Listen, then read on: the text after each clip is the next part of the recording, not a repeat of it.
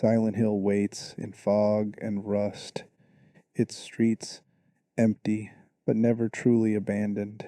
Somewhere in those narrow alleys and decaying buildings beneath the wail of air raid sirens and the crackle of static, there exists a faith, not the kind that brings comfort or community, but the kind that demands everything, the kind that takes children and calls it holy, the kind that burns flesh and calls it purification, the kind that sees paradise on the far side of unspeakable suffering and decides the journey is worth the cost.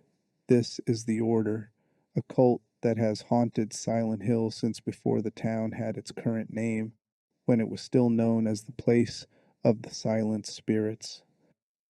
For over a century, they have pursued a singular vision to birth their God into the physical world and usher in a paradise born from agony.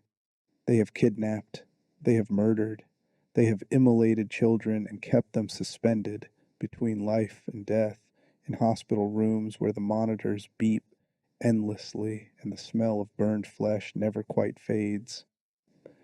They have trafficked hallucinogenic drugs to fund their operations and shaped the minds of orphans through psychological torture disguised as spiritual education. The Order is fiction, characters in a horror game designed to disturb and unsettle, to explore the darkest corners of human belief and the catastrophic consequences when faith becomes weaponized. But here's what keeps people awake at night, what transforms Silent Hill from mere entertainment into something that lingers. The Order isn't that fictional. Strip away the otherworld transformations and the literal monsters.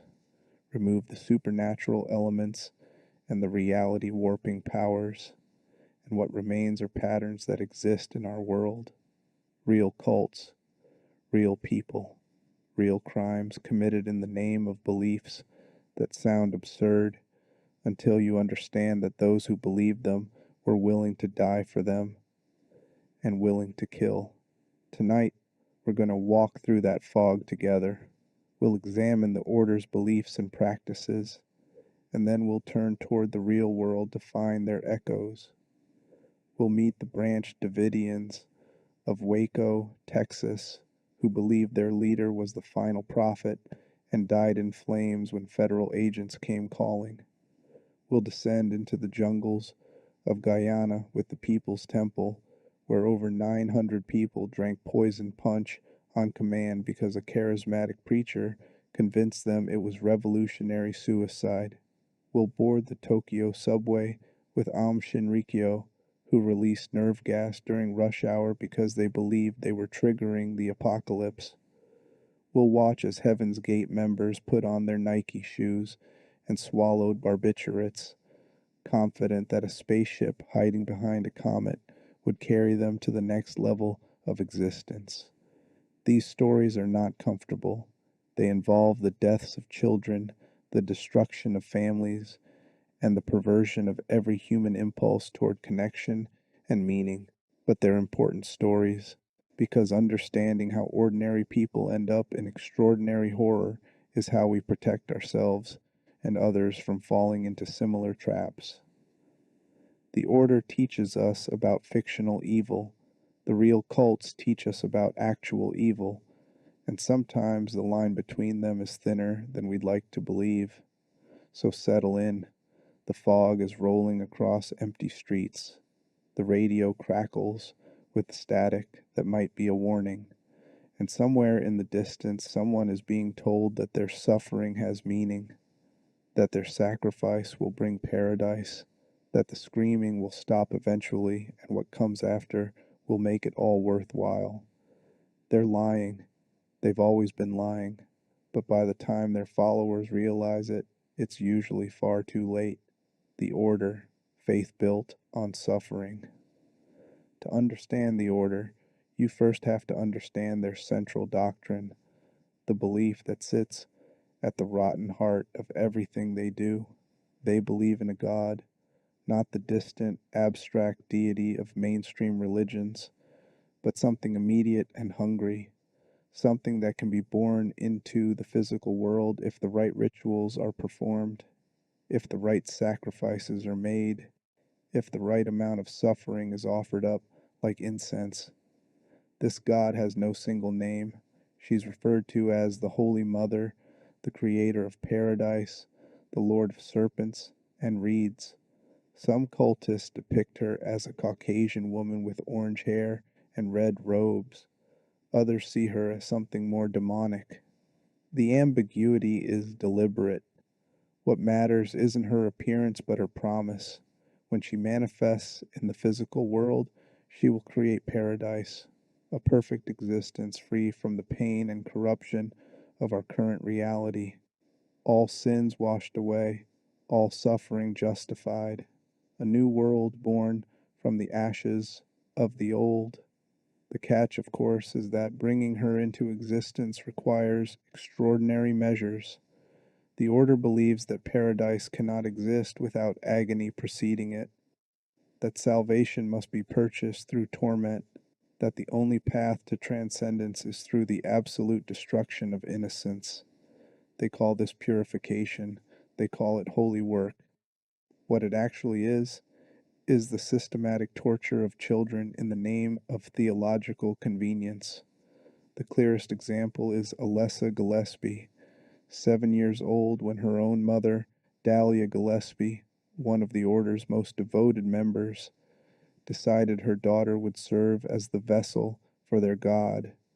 The ritual required burning Alessa alive, pushing her to the very edge of death, but not allowing her to cross over. The god's soul would merge with hers in that liminal space between life and death, using her anguish as a doorway into physical reality. 7 years old, doused in accelerant and set ablaze in a ritual chamber beneath the town, Alessa didn't die. The god, it seems, had enough power to keep her alive, but not enough to heal her. She was left suspended in Alchemilla Hospital's basement, her body covered in fourth-degree burns, kept in a high medically induced state between consciousness and death. The pain never stopped. For 7 years she existed in constant agony, her psychic abilities manifesting in nightmarish ways, bleeding out into the town itself and creating the other world, that rust and blood and industrial decay that transforms Silent Hill into a nightmare when the sirens wail. That's Alessa's pain made manifest. That's what prolonged torture does when the victim has the power to reshape reality. The Order didn't see this as a problem. They saw it as progress. The fact that Alessa was suffering meant the ritual was working. Her screams were prayers. Her burns were sacraments. Every moment of her continued existence in that hospital bed was bringing them closer to their paradise. When her soul split in two, and half of it was reborn as the baby that Harry Mason found on the side of the road and named Cheryl, the Order saw it as a setback but not a failure. They just needed to bring the two halves back together and complete the birth. This ethical framework, that suffering has value when it serves a divine purpose, that individual human pain is acceptable currency for collective salvation, runs through everything the Order does. Their members don't see themselves as cruel. They see themselves as necessary. They're the ones willing to make the hard choices, to commit the terrible acts that will ultimately save humanity. In their minds, they're heroes, martyrs even, sacrificing their own souls by carrying out actions they must know are monstrous, all for the greater good that waits on the other side of apocalypse. The Order's theology is explicitly doomsday oriented. They believe the current world is fundamentally corrupt, drowning in sin and materialism, beyond any possibility of redemption. The only solution is to burn it all down and start over. Their God's paradise isn't something that can coexist with our current reality. It has to replace it. That means everyone who isn't part of the Order, everyone who hasn't accepted their truth, is ultimately going to be destroyed when paradise manifests. And the Order is fine with that. They believe themselves to be the chosen people, the elect few who will survive the transition while the rest of humanity is cleansed away like impurities in ore being refined by fire. This belief system allows them to commit any atrocity with clean consciences. Kidnapping, they're saving people from a doomed world. Murder, they're purifying corrupted souls. Drug trafficking, the hallucinogenic PTV derived from the indigenous white Claudia plant serves both to fund their operations and to open people's minds to spiritual truths. Everything is justified, everything is holy, because everything serves the ultimate goal of birthing their God and creating paradise. The order operates through multiple sects, each with slightly different emphases but all serving the same fundamental purpose. The sect of the Holy Woman, led by figures like Dahlia, Gillespie, and later Claudia Wolfe, focuses directly on the God birthing rituals. They're the ones who identified Alessa as a suitable vessel, who conducted the immolation, who pursued Heather Mason years later to complete what Alessa's escape had interrupted.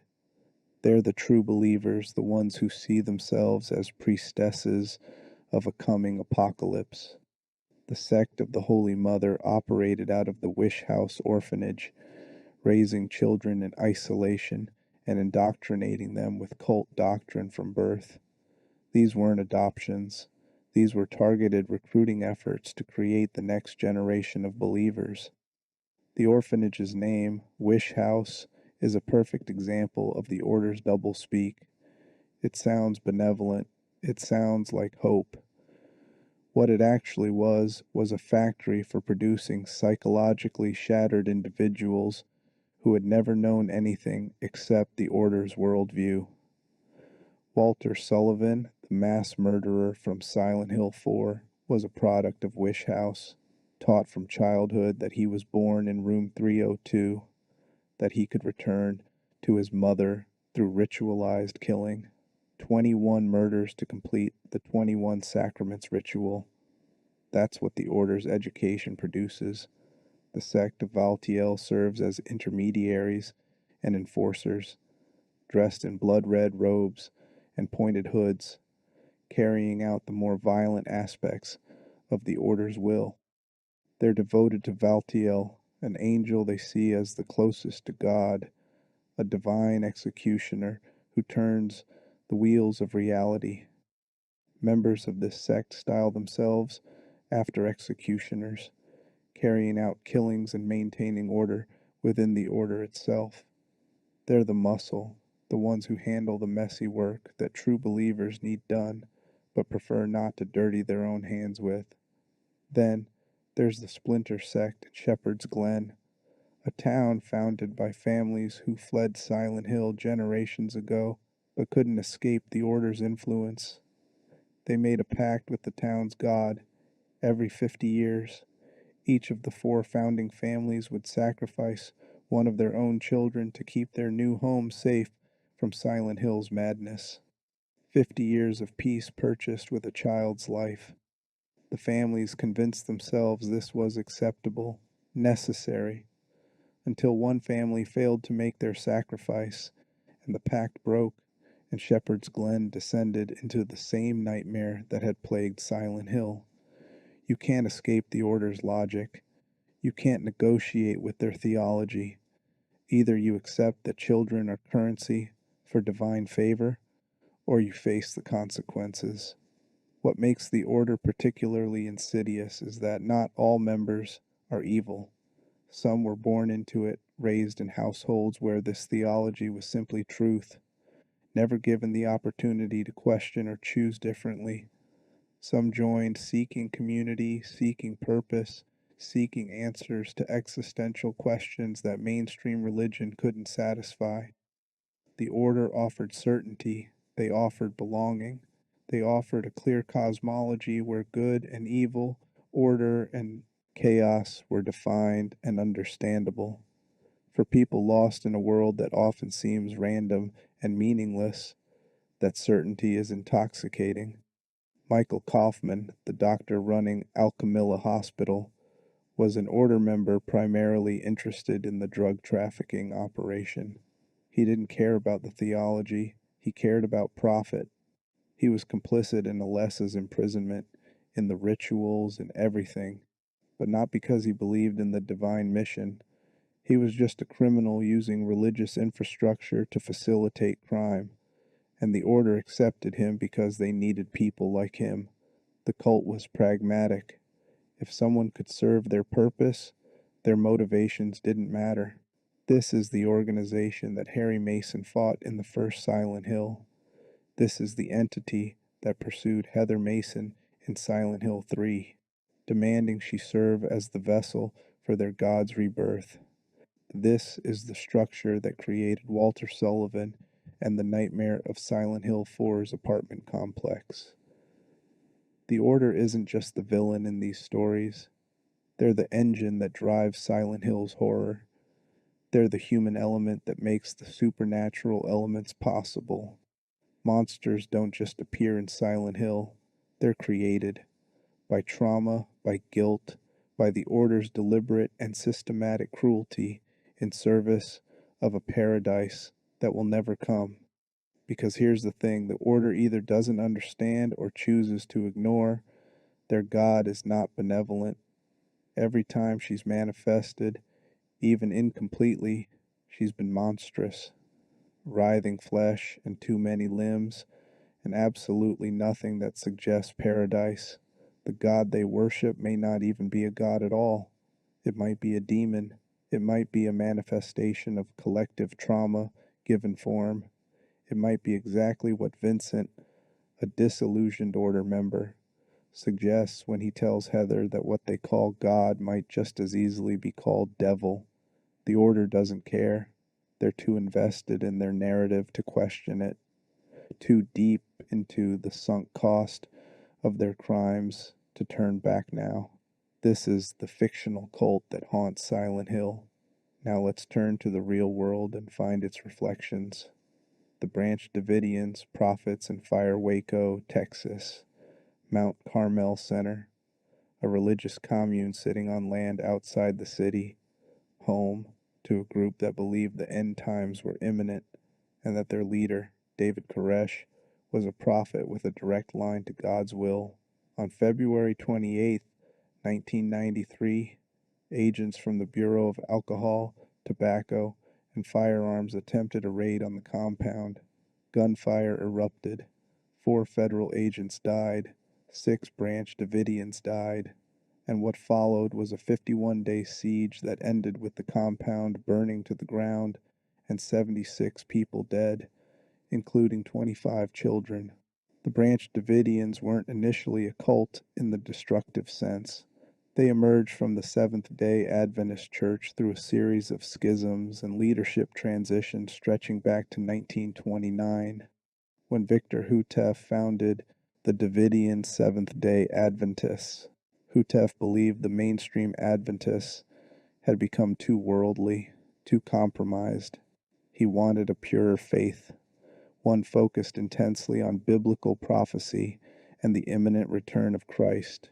He moved his followers to land outside Waco and named it Mount Carmel, establishing a community dedicated to living by strict religious principles while preparing for the apocalypse.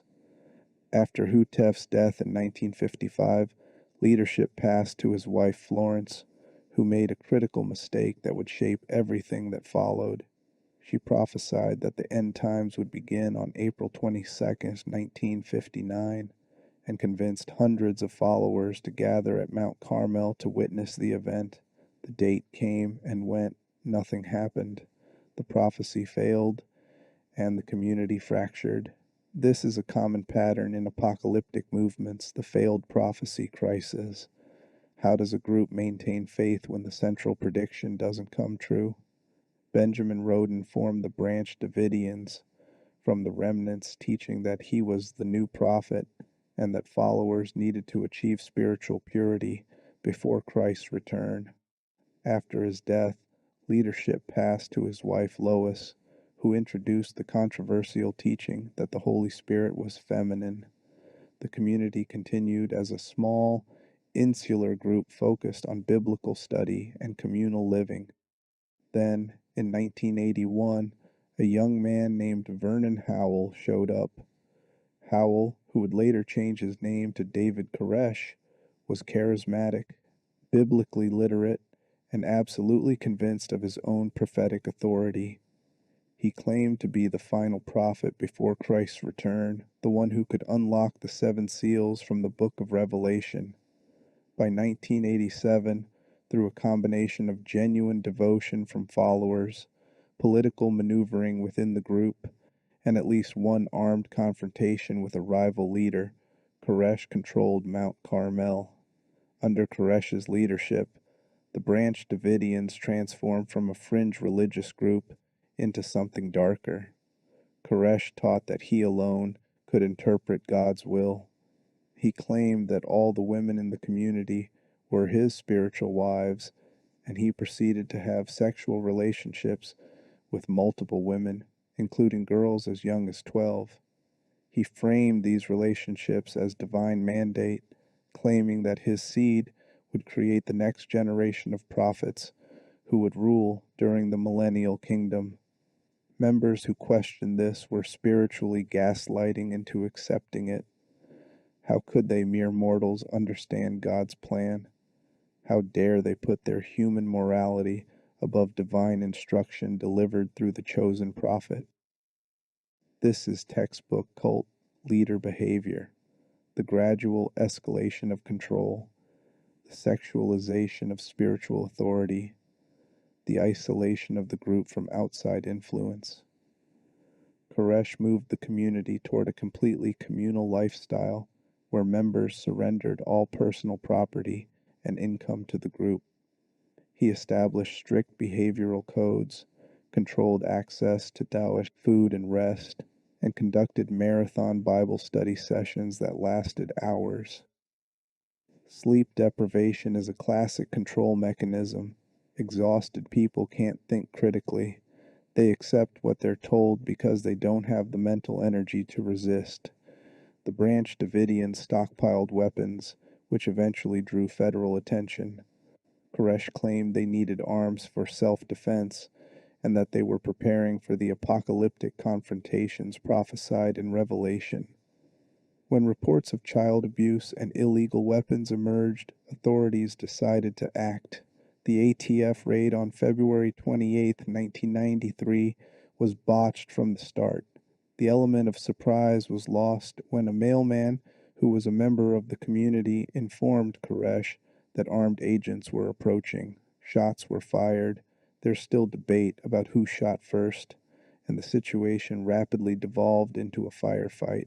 The agents retreated, and the standoff began.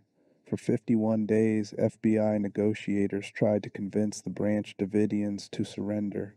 Koresh engaged in long theological discussions, promising to come out after he finished writing his interpretation of the seven seals. But he was also reinforcing to his followers that this siege was the persecution predicted in Scripture. The government wasn't just wrong, they were evil, the forces of Babylon trying to prevent God's work. Every action the FBI took to pressure the group only confirmed Koresh's narrative. The siege ended on April 19, 1993, when the FBI initiated a tear gas operation intended to force the Branch Davidians out of the compound. Instead, fires broke out. Again, debate continues about whether they were set by the Branch Davidians themselves or started accidentally during the assault. The compound burned rapidly. 76 people died in the fire, including Koresh and 25 children. The parallels to the order are stark. Both groups were led by charismatic leaders who claimed divine authority and used it to justify horrific actions. Both groups saw themselves as persecuted righteous minorities standing against a corrupt world. Both groups believed that suffering, including the suffering of children, was acceptable when serving divine purposes. Koresh's sexual abuse of young girls echoes the order's willingness to sacrifice Alessa. The deaths of children in the Waco fire parallel the child sacrifices in Shepherd's Glen. The Branch Davidians believed they were living in the end times, that they were the chosen few who would survive apocalypse and enter God's kingdom. The order believed they were the elect who would inherit paradise. Different theological language for the same essential belief: we are special, we are chosen, and everyone else will be destroyed so we can claim what's rightfully ours. Most importantly, both groups demonstrate how people surrender moral judgment to spiritual authority. Branch Davidian members watched Koresh have sex with teenagers and called it God's plan. Order members watched Alessa burn and called it purification. When you accept that someone else has a direct line to divine will and you don't, you give them permission to override every ethical instinct you possess. You tell yourself that what seems wrong must actually be right because you're just too limited to understand God's wisdom. The survivors and escaped members often talk about the cognitive dissonance, knowing something is wrong but not being able to trust that knowledge because the prophet says it's right and everyone around you accepts that explanation. It's not that these people were stupid or weak. They were human beings trapped in an environment specifically designed to make critical thinking impossible. People's Temple, revolutionary suicide in the jungle, Jonestown, Guyana, November 18, 1978. 909 people dead, most of them from drinking a grape-flavored drink mixed with cyanide. Parents gave it to their children first, then drank it themselves. Bodies lying in rows in the Guyanese jungle, a few dozen feet from the pavilion where their leader, Jim Jones, had preached about building a paradise free from racism and oppression. People's Temple didn't start as a death cult. It started in 1954 when Jim Jones, a young preacher in Indianapolis, Indiana, founded a church based on socialist principles and racial integration. At a time when American Christianity was often deeply segregated, Jones welcomed black congregants and preached economic justice alongside biblical teachings. He attracted people who wanted their faith to mean something tangible, who wanted church to be about making the world better rather than just preparing for the afterlife. Jones was charismatic, intelligent, and genuinely seemed to care about social justice. He established nursing homes, meal programs, and community services. People's Temple became affiliated with the Christian Church, Disciples of Christ, a mainstream denomination. Jones was ordained. The church appeared legitimate, but beneath the surface, Jones was never primarily interested in religion. He admitted privately that he saw faith as a tool for social change, that he was using religion to mobilize people toward political action. He was inspired by communist philosophy, particularly Marxism, though he had to hide these influences from his congregation given the political climate of the 1950s and 60s. Religion was the camouflage for revolutionary ideology. In 1965, Jones moved his followers to Ukiah, California, claiming he had prophetic visions of nuclear apocalypse and that the California coast would be safer. He established congregations in San Francisco and Los Angeles, and People's Temple grew significantly. By the mid-1970s, the church claimed 20,000 members, though the actual number was probably between 3,000 and 5,000. Still, that's substantial. Jones became politically influential in San Francisco, supporting George Moscone's mayoral campaign and earning an appointment as chairman of the San Francisco Housing Authority Commission. Behind this public success, Jones was implementing classic cult control mechanisms. He established communal living for dedicated members. He conducted faith healings that were elaborate theatrical productions. Members of the church leadership would plant fake tumors on volunteers, which Jones would then miraculously remove during services. He read people's mail to gather information he'd later present as divine revelation.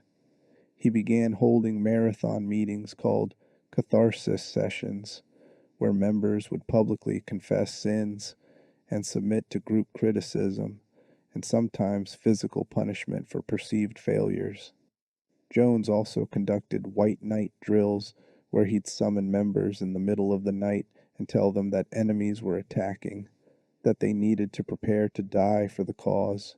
They'd practice mass suicide, drinking what Jones claimed was poisoned punch. It wasn't. This was just preparation, just testing their loyalty, getting them comfortable with the idea of revolutionary suicide, a term Jones borrowed from Black Panther Party founder Huey Newton. As media scrutiny increased and defections began, Jones decided to move the operation to a remote agricultural commune in Guyana called Jonestown. He'd been leasing the land since 1974, and by 1977, over 900 members had relocated there. Jones told them they were building a socialist paradise free from American racism and capitalism. What they actually built was a nightmare. Jonestown was isolated, surrounded by jungle, miles from the nearest town.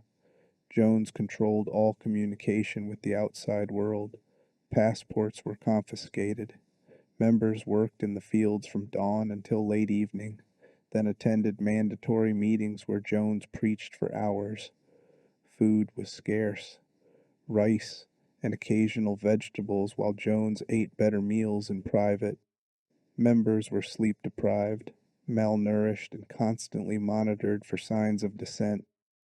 Jones claimed there were enemies everywhere: the CIA, the military, mercenaries in the jungle waiting to attack. Anyone who questioned Jones was accused of being an infiltrator or traitor. Punishments ranged from public humiliation to being drugged and placed in isolation. Some members who tried to escape were hunted down by security teams. Meanwhile, relatives in the United States were growing concerned. They formed a group called Concerned Relatives and convinced U.S. Representative Leo Ryan to investigate. On November 14, 1978, Ryan flew to Guyana with reporters and relatives of Temple members. The visit started peacefully. Ryan was shown around Jonestown, and Jones presented a picture of a thriving community. But then, during an evening event, one of the residents secretly passed a note to an NBC reporter: "Help us get out." As Ryan prepared to leave on November 18th, several families asked to go with him. Jones claimed to support anyone's right to leave, but his inner circle was panicking. If people defected and told the truth about Jonestown, everything would collapse. As Ryan's party boarded small planes at a nearby airstrip, armed temple security guards opened fire. Ryan was killed, along with 3 journalists and 1 defecting member. Several others were wounded. Back at Jonestown, Jones initiated the final white night. This time, it wasn't a drill.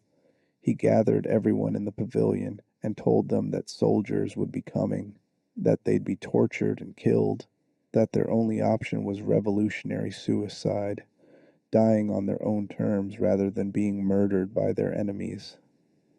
Vats of grape-flavored drink mixed with cyanide and sedatives were prepared. Parents were told to give it to their children first. Audio recordings from that day still exist.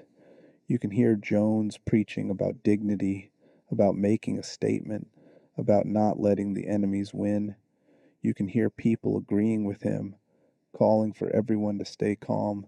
You can hear children crying as their parents hold them down and force them to drink poison. You can hear the screams gradually fading into silence. 909 people died.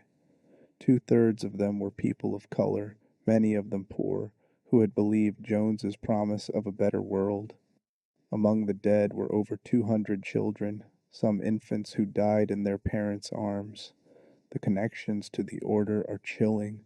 Jones, like the order's leaders, claimed he was creating paradise. He, like them, believed that the current world was irredeemably corrupt and needed to be destroyed. He, like them, demanded absolute obedience and framed suffering as necessary sacrifice.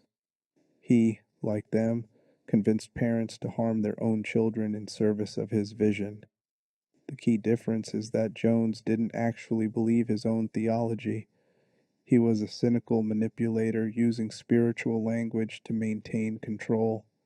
The order's leaders genuinely believe their God exists and that their actions serve a divine purpose, but the results are the same: dead children, shattered families, atrocities committed by people who convinced themselves they were doing the right thing. People's Temple members weren't brainwashed in the Hollywood sense of the term. They were normal people who gradually surrendered their judgment to someone they trusted, who isolated themselves from outside perspectives, who invested so much of themselves in the community that leaving felt impossible. By the time they realized how far things had gone, they were trapped in the jungle with no way out, surrounded by people who drunk the metaphorical Kool-Aid long before it became literal. Heaven's Gate, graduation through suicide, Rancho Santa Fe, California, March 26, 1997. Police discovered 39 bodies in a mansion, all dressed in identical black uniforms with purple shrouds covering their faces. Nike shoes, patches that read, Heaven's Gate Away Team. They'd taken barbiturates mixed with vodka, then placed plastic bags over their heads to ensure death. They believed they were leaving their containers, what the rest of us call human bodies, and boarding an alien spacecraft traveling behind Comet Hale-Bopp, which would take them to the next level of existence. Heaven's Gate was founded in the early 1970s by Marshall Applewhite and Bonnie Nettles, who met in a psychiatric hospital where Applewhite was a patient and Nettles a nurse. Both were interested in mysticism and UFOs. They became convinced they were the two witnesses mentioned in the book of Revelation, destined to be killed and resurrected before ascending to heaven in a cloud, which they interpreted as a spacecraft. Calling themselves Bo and Peep, later Ty and Doe, they attracted followers by combining Christian apocalyptic beliefs with science fiction imagery. They taught that Earth was a garden where souls could evolve to higher levels of existence. Human bodies were just temporary vehicles, containers that souls wore during their time on this planet. The goal was to graduate from the human level to the next level, a perfect, eternal existence in what they called the evolutionary level above human. Ty and Doe claimed to be aliens themselves, extraterrestrials who had taken human form to guide chosen souls through the graduation process. This required complete rejection of human nature. Members adopted androgynous appearances, wore uniform clothing modeled after Star Trek outfits, and lived celibate communal lives. 8 men, including Applewhite, underwent castration to help remove sexual desires. They changed their names, cut themselves off from families, surrendered all possessions. Everything human had to be abandoned to reach the next level. The group lived quietly for years, occasionally recruiting new members but mostly staying out of public view. They supported themselves by creating websites for businesses. Heaven's Gate was actually quite tech-savvy, but they were always waiting for the sign that it was time to leave Earth. When Bonnie Nettles died of liver cancer in 1985, it created a theological crisis. They taught that members would physically ascend in their bodies, transformed but not dead. Nettles' death shouldn't have been possible. Applewhite adapted the doctrine. The body wasn't what ascended. The soul, the consciousness, was what moved to the next level, where it would be given a new, perfected body. Human bodies were just containers, meat vehicles that could be discarded when no longer needed. This reframing was crucial because it made suicide theologically acceptable.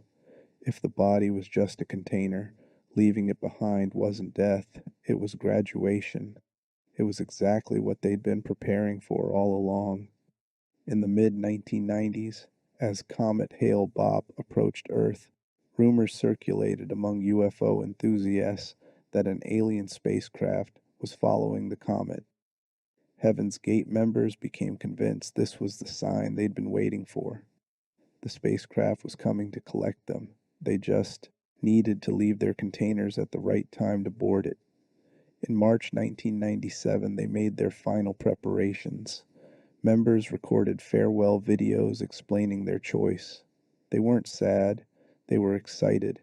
They were finally graduating. They were going home. They packed small bags with identification and a few dollars, provisions for the journey. They took their barbiturates in 3 waves over several days, with members of each wave helping the previous wave into death before taking their own doses. Applewhite was the last to die, ensuring all his followers had left before he followed them. Heaven's Gate demonstrates how genuinely intelligent, functional people can end up believing something that sounds completely absurd. These weren't uneducated or mentally ill individuals. They were seekers, people interested in spirituality and science, trying to find meaning in a universe that often seems meaningless. They found a narrative that made sense to them. Humanity is just one stage in a cosmic evolutionary process, and it's possible to transcend our limited existence and achieve something greater. The trap was the same as always: surrendering judgment to authority.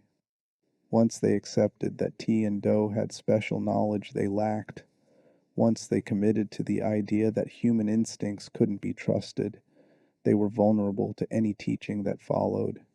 When the doctrine shifted from "we'll be physically raptured" to "we need to discard our bodies," members had already invested too much to question it. They'd castrated themselves, they'd abandoned families, they'd spent years living by these teachings. To doubt now would mean admitting those sacrifices were pointless. So instead, they doubled down.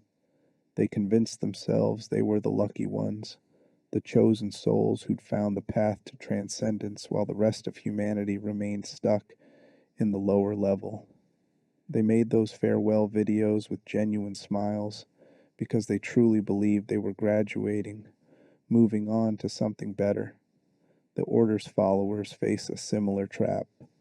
Once you've accepted that Alessa's immolation was necessary, once you've participated in the Wish House indoctrination programs, once you've trafficked PTV or kidnapped children for ritual purposes, you can't suddenly decide the theology was wrong. That would mean accepting that you're a monster. Far easier to maintain faith that the God is real, that paradise is coming, that all the suffering served a purpose. Heaven's Gate also demonstrates something else important. Cult members aren't always victims of an evil leader. Sometimes they're active participants in a shared delusion. Applewhite wasn't forcing anyone to stay. Members could leave if they wanted. Some did over the years. The people who died in Rancho Santa Fe chose to die. They wanted to graduate. They volunteered for suicide because they genuinely believed the spacecraft was waiting. This makes their deaths tragic in a different way, not helpless. Victims, but misguided believers who convinced themselves that abandoning life was the rational choice. The Order's members are the same. Many of them truly believe their God exists, that paradise is coming, that their actions are justified. They're not mindless drones. They're true believers, which makes them more dangerous, not less. Aum Shinrikyo, Apocalypse Through Chemical Warfare, Tokyo, March 20th, 1995. Morning rush hour on the subway system. 5 men boarded different trains, each carrying bags filled with liquid sarin, a deadly nerve gas. At coordinated times, they punctured the bags and quickly exited, leaving the poison to vaporize. 12 people died initially, with the death toll eventually reaching 13. Over 5,000 people were injured, many suffering permanent damage. The perpetrators were members of Aum Shinrikyo, a Japanese cult that believed they were triggering the apocalypse. Aum Shinrikyo, the name means supreme truth, was founded in 1987 by Shoko Asahara, an acupuncturist and yoga teacher who combined elements of Buddhism, Christianity, Hinduism, and New Age beliefs into a syncretic theology focused on enlightenment and the imminent end of the world. Asahara taught that he had achieved supreme consciousness, that he could levitate and read minds, that he was the reincarnation of various spiritual masters and the destined savior who would lead humanity through the apocalypse. The cult's cosmology was apocalyptic. They believed that World War III was inevitable, that nuclear conflict would destroy most of humanity, and that only Aum members would survive to rebuild civilization. Unlike many doomsday groups that wait passively for the end, Aum Shinrikyo decided to help trigger it. If the apocalypse was inevitable anyway, why not accelerate the timeline?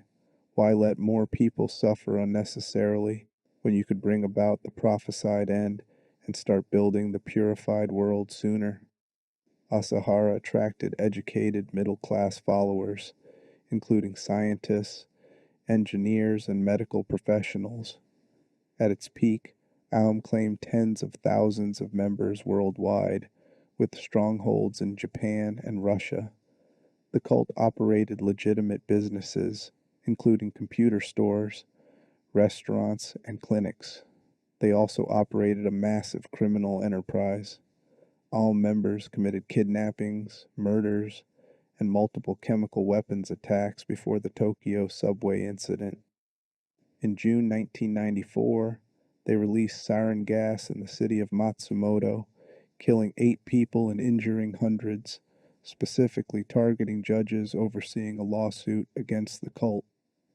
They experimented with biological weapons, attempting to culture anthrax and spraying bacterial agents from a roof of their Tokyo headquarters, fortunately using a non-pathogenic strain that caused no infections, just complaints about bad smells. They synthesized VX nerve agent and used it in assassination attempts against people they suspected of betraying the cult. They killed a lawyer and his family who were helping people leave Aum. They kidnapped and murdered a man whose sister had escaped the group. All of this was justified theologically as necessary actions to protect the cult and advance the apocalyptic timeline. The subway attack was their most ambitious operation. The target wasn't random. The trains all converged on stations near government buildings, particularly the National Police Agency headquarters. Aum had learned that police were about to raid their facilities, and the attack was partly an attempt to disrupt the investigation. But it was also theological.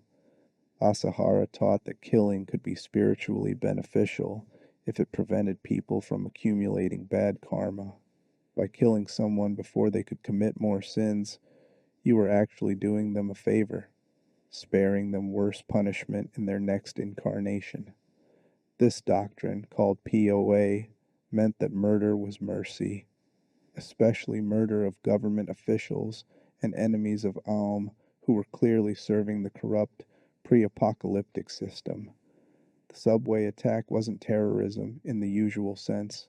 It was holy work, surgical removal of obstacles to spiritual evolution, a righteous blow against the forces of ignorance and materialism that kept humanity trapped in the lower levels of existence. After the attack, Japanese police raided Aum facilities and arrested hundreds of members, including Asahara. Trials revealed the extent of the cult's crimes and the sophistication of their weapons programs. Asahara and several top leaders were sentenced to death and executed in 2018. The cult still exists in diminished form under the name Aleph, with a few hundred members in Japan who claim to have renounced violence while maintaining some of Aum's spiritual teachings.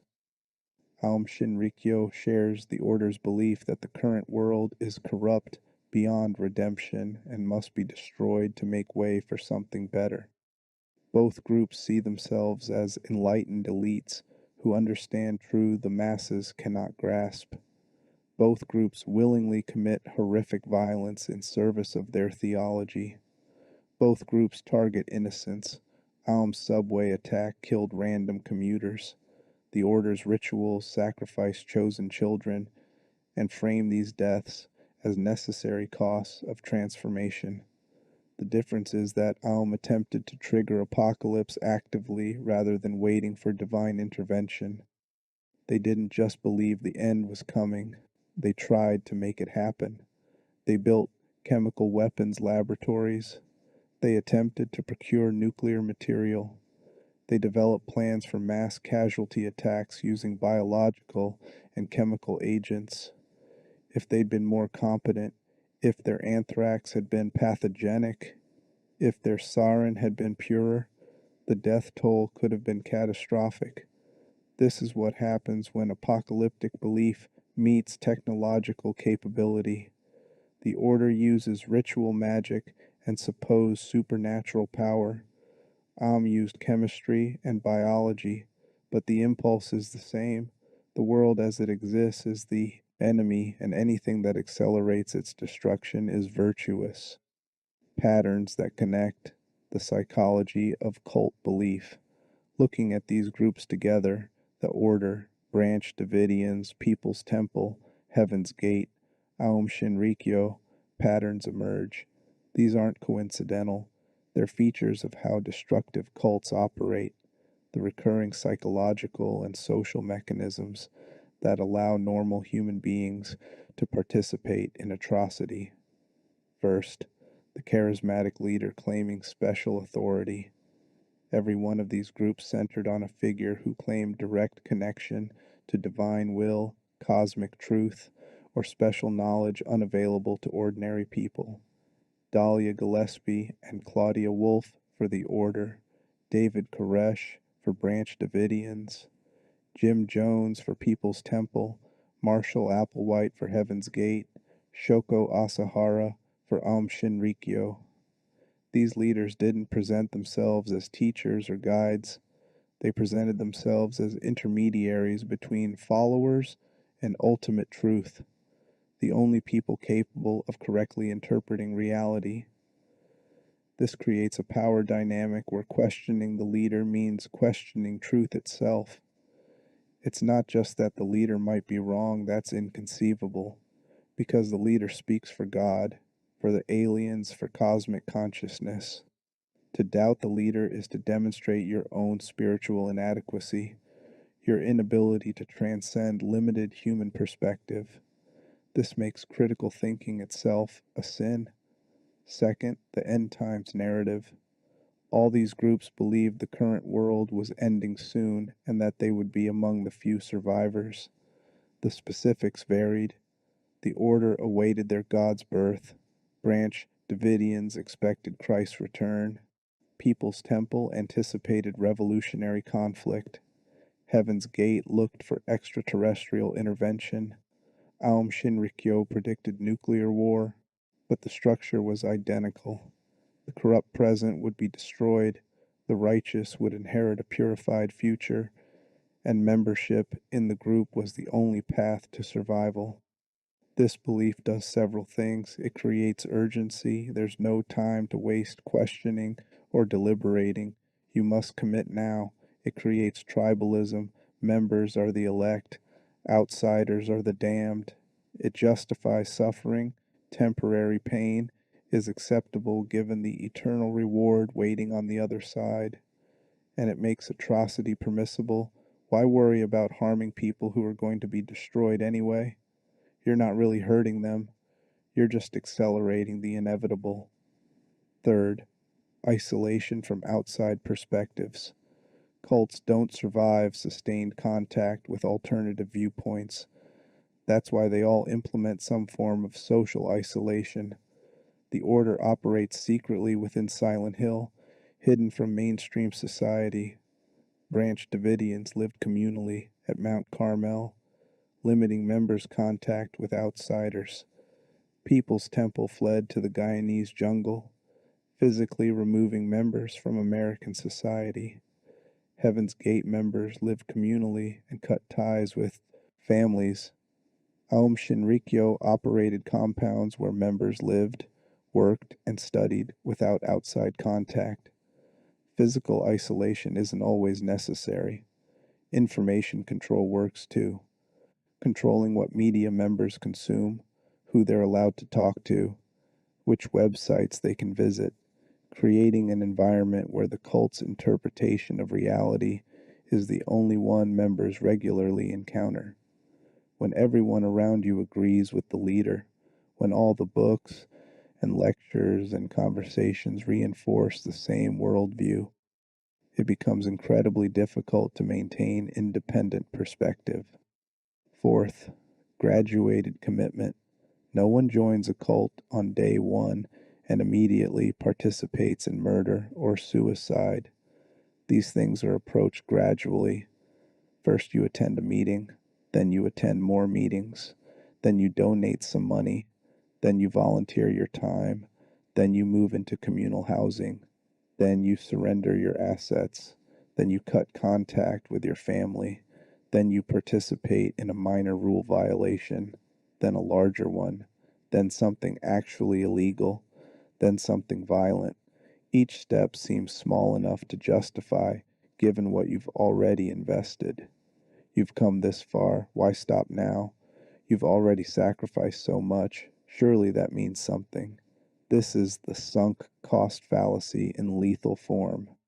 The Branch Davidians didn't start with child abuse, that developed over years. The People's Temple didn't start with mass suicide, they built up to it through practice drills. Heaven's Gate members didn't immediately castrate themselves. That came after years of smaller surrenders of bodily autonomy. The order operates the same way. Children raised in Wish House are indoctrinated from birth, their entire worldview shaped by cult doctrine before they have the capacity to question it.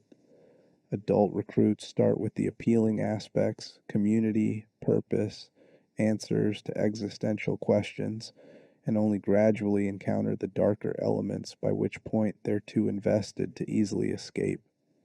Fifth, the redemption of suffering. All these groups taught that pain had meaning, that suffering served a higher purpose. The order believed agony could birth paradise. Branch Davidians believed persecution proved their righteousness. People's Temple members believed their hardship was building revolutionary socialism. Heaven's Gate members believed denying human needs was spiritual evolution. Aum Shinrikyo members believed killing could be spiritually beneficial.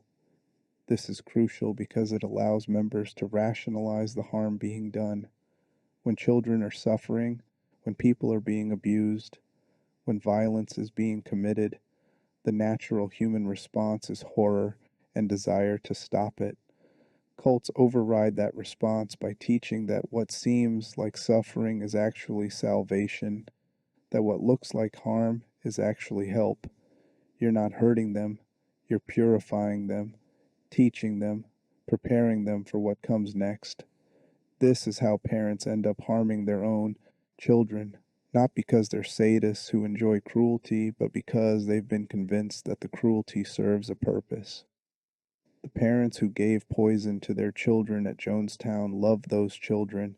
They thought they were saving them from torture by mercenaries. The parents who supported Koresh's sexual abuse of their daughters believed God had chosen those girls for special purpose. Dahlia Gillespie burned her daughter Alessa because she truly believed it would bring about paradise. Love doesn't protect against this. Intelligence doesn't protect against this. Good intentions don't protect against this. What protects against this is maintaining connection to perspectives outside the cult, holding on to the ability to question authority, recognizing that suffering is suffering regardless of what theological meaning someone tries to attach to it. The survivors' life after cult belief, the people who escape these groups or survive their destructions face unique trauma. They didn't just lose friends and family, they lost their entire framework for understanding reality. Everything they believed was wrong. Every sacrifice they made was pointless. Every terrible thing they did or witnessed or condoned was actually terrible, not secretly virtuous. That's a level of cognitive devastation that's difficult to comprehend.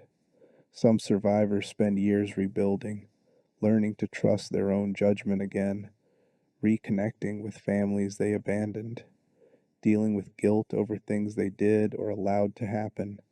Some never fully recover. The shame of having been fooled, of having participated in evil while believing it was good, can be overwhelming. Former People's Temple members described the horror of realizing their leader was a monster, that the paradise they'd been building was a prison, that the revolutionary suicide was just mass murder suicide orchestrated by a paranoid drug addict. They watched their friends and family die, sometimes participated in killing their own children, believing it was mercy. Then they survived and had to live with what they'd done. Former Branch Davidians who left before the fire or survived it grapple with having defended Koresh, having accepted his sexual relationship with children, having armed themselves for confrontation with federal agents. Some maintain aspects of Branch Davidian theology, still believing Koresh had genuine prophetic gifts, even if he also did terrible things. Others reject everything, viewing their time in the group as lost years and psychological slavery. Families of Heaven's Gate members struggle with questions that have no good answers. Why didn't their loved one reach out? Why did the cult matter more than family? How could an intelligent, educated person believe they needed to commit suicide to board an alien spacecraft? Often there's anger. Anger at the deceased for leaving. Anger at Applewhite for manipulating them. Anger at themselves for not recognizing the signs. The Japanese public's relationship with Aum Shinrikyo is complicated by the sheer scale of their crimes and the fact that some members remain free. Some still believe aspects of Aum's theology. Some have formed successor organizations. Survivors of the subway attack suffer ongoing health problems from nerve gas exposure. Families of victims have never received adequate justice or closure. For the Order's victims in Silent Hill's fiction, there's no real path to recovery because the trauma is supernatural and ongoing. Alessa's suffering created the other world. Heather carries both her own memories and Alessa's trauma. The Shepherd's Glen families can't escape the consequences of their pact. The horror is permanent. But in real life, recovery is possible, though difficult. Cult survivors who receive appropriate therapy and support can rebuild functional lives. Some become activists, working to educate people about cult recruitment and helping others escape similar groups. Some share their stories publicly despite the shame and judgment they face. Some rebuild quietly, finding peace in ordinary life after years of extraordinary delusion. What they all emphasize is that they were normal people. They weren't weak or stupid. They were seeking something, meaning, community, answers, purpose, and they found people who claimed to offer those things. Then, gradually, through mechanisms they didn't fully recognize, they ended up somewhere they never intended to be. And by the time they realized how bad things were, leaving felt impossible. That's the real horror of cults. Not that they target broken people with obvious vulnerabilities, but that they target normal people with normal needs and slowly transform those needs into chains. Why we're drawn to these stories. Silent Hill resonates because it literalizes psychological horror. The other world is trauma made visible. Pyramid head is guilt given form. The fog is denial made physical. And the order is the truth that sometimes the most terrible things are done by people who genuinely believe they're doing good. We need stories like this. We need to look at fictional evil and recognize the patterns of real evil reflected in it. Because most evil doesn't announce itself. Most evil comes wrapped in promises of salvation, in offers of purpose, in claims of special truth. Most evil is committed by people who've convinced themselves they're serving good. The Branch Davidians thought they were preparing for Christ's kingdom.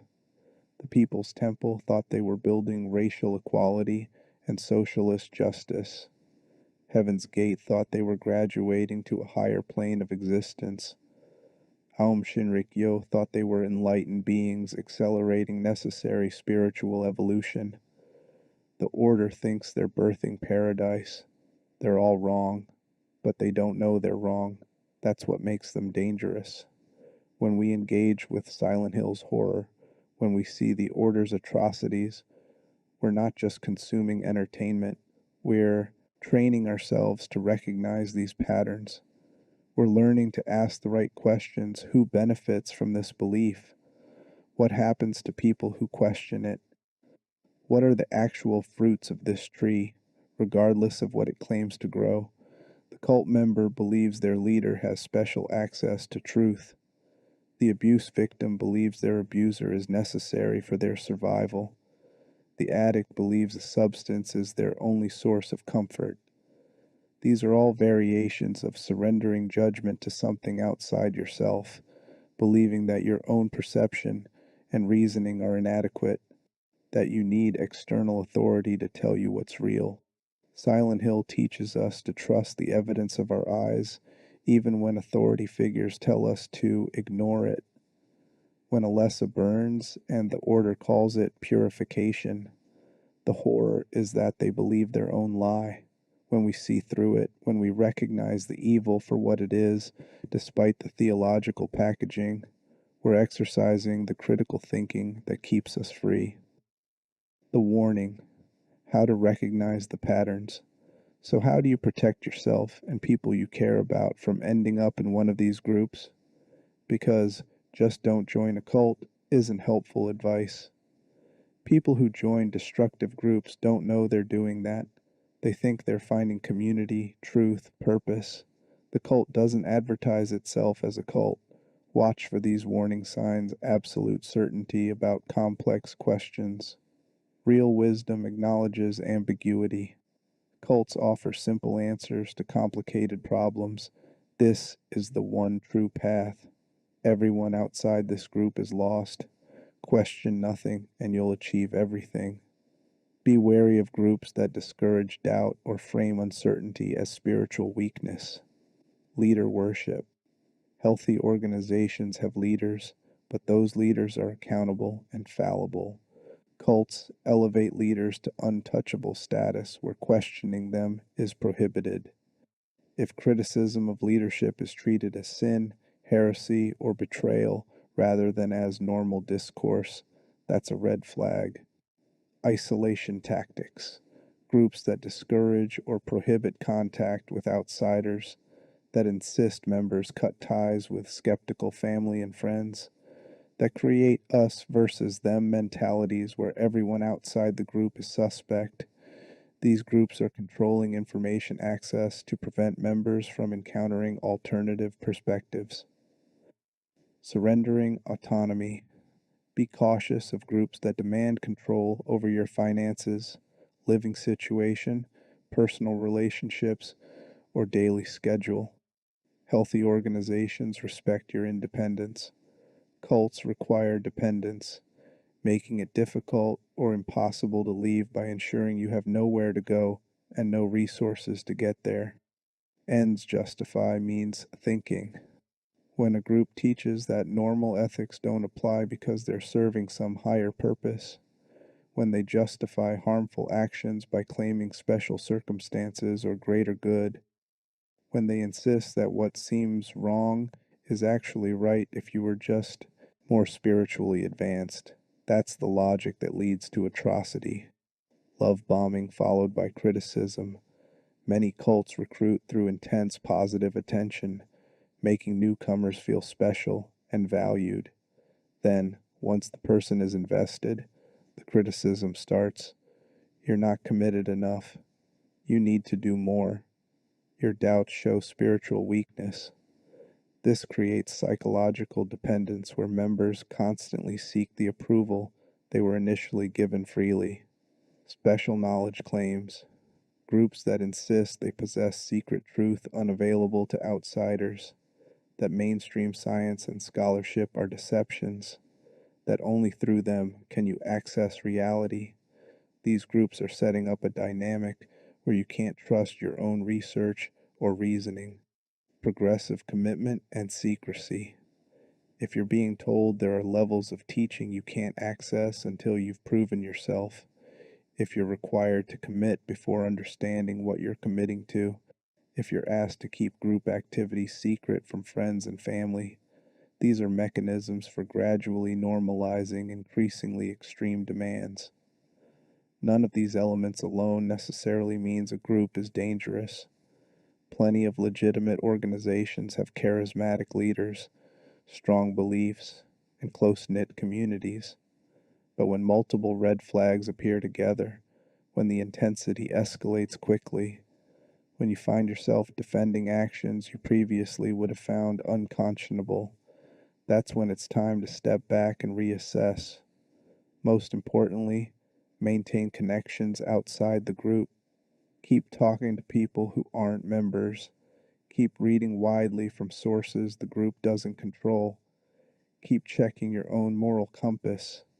The moment a group tells you that your non-member friends and family can't be trusted, that mainstream information is poisonous, that your doubts are character flaws, that's when the trap is closing. That's when you need to get out. Silent Hill's enduring lesson. The fog rolls eternal through Silent Hill's streets. The air raid siren sounds its warning for sins, both remembered and forgotten. And somewhere in that gray expanse, the Order continues its work, forever certain that paradise waits just beyond the next ritual, the next sacrifice, the next child's screams. Silent Hill works as horror because it understands that the scariest monsters aren't the ones with too many teeth and dripping flesh. Those are nightmare creatures, disturbing certainly, but ultimately fantastical. The scariest monsters are the ones who look human, who sound reasonable, who believe they're doing good while committing evil, who convince others that suffering is salvation, that torture is purification, that death is graduation. The Order is terrifying not because they wield supernatural powers, but because they wield belief, and belief, sincerely held, can justify anything. Real-world cults prove this over and over. Parents watch their children die and call it God's will. Followers drink poison and call it revolutionary suicide. Members release nerve gas in subway cars and call it spiritual evolution. These aren't abstractions. These are events that happened, documented in photographs and audio recordings and witness testimony. These are bodies in the Guyanese jungle, burned compound in Texas, shrine in the Californian suburb, Tokyo subway platform. Silent Hill asks us to imagine what happens when the trauma the Order creates becomes strong enough to reshape reality itself, when Alessa's suffering generates the other world, when guilt manifests as Pyramid Head, when the town's accumulated horror transforms geography into psychology. But we don't need supernatural intervention to understand the damage cults cause. The trauma is real. The other world is the internal landscape of victims trying to process the unprocessable. The monsters are the recurring nightmares of people who watched loved ones die for beliefs that were never true. The Order will never succeed in birthing their God because their God doesn't exist. The paradise they promise will never manifest because it's built on a foundation of lies. But the suffering they cause is real. The children they sacrifice are real. The families they destroy are real. Just like the suffering caused by the Branch Davidians was real. Just like the deaths at Jonestown were real. Just like the subway attack was real. Just like Heaven's Gate members' final moments were real. The only thing fictional about the Order is their success rate at summoning supernatural powers. Everything else, the charismatic leaders, the corrupted theology, the abuse disguised as elevation, the suffering reframed as purpose, that's all documented human behavior. That's the horror we created without any help from otherworldly forces. So when you play Silent Hill, when you confront the Order's machinations, when you fight to save Cheryl or Heather from their rituals, remember, you're not just engaging with game mechanics. You're rehearsing recognition of real patterns. You're training yourself to see through spiritual manipulation. You're learning to identify the warning signs before they escalate to atrocity. The fog that obscures Silent Hill's streets is the same fog that obscures cult's true nature from potential recruits. It only looks mystical. In reality, it's deliberate obfuscation, careful manipulation of perception, strategic concealment of truth until escape becomes impossible. But fog can be navigated, manipulation can be recognized, and every person who learns to identify these patterns, who maintains connection to reality despite pressure to surrender that connection, who trusts their moral intuition even when authority figures say it's wrong, that's one more person who won't end up in Jonestown, Waco, Rancho Santa Fe, Tokyo's subway, or whatever the next cult disaster will be. The Order teaches us that monsters who believe they're angels are more dangerous than monsters who know they're monsters. The real cults prove it. Stay in the light. Trust your moral compass. Question authority. Maintain connections to people who will tell you uncomfortable truths.